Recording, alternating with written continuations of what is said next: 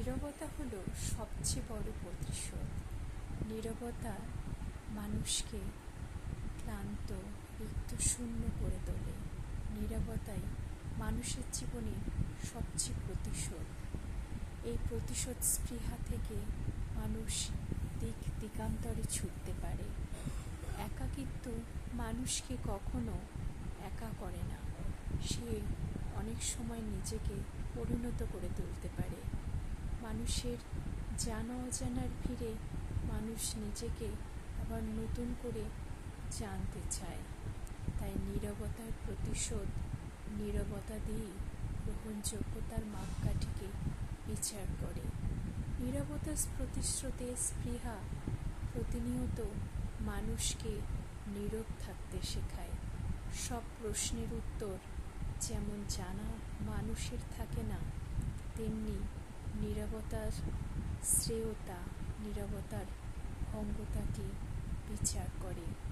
জীবন মান্যতার দিক থেকে মানুষ মানুষের ভালোবাসাকে আগলে রাখতে চায়।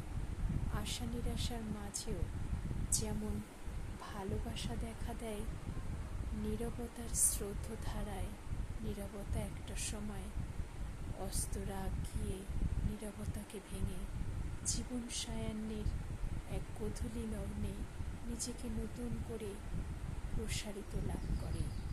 নীরবতার মাঝে নীরব ভঙ্গিতাই এক সুদূর প্রসারী হয়ে জীবনকে নতুন মান্যতা দেয়।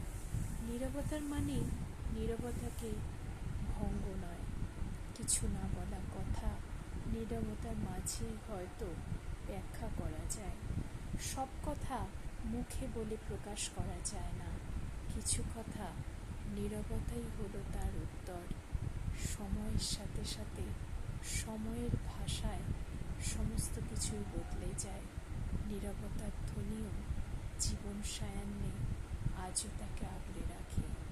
নীরবতার প্রতিশ্রুতি হয়ে জীবন জীবনের মতন এগোতে থাকে।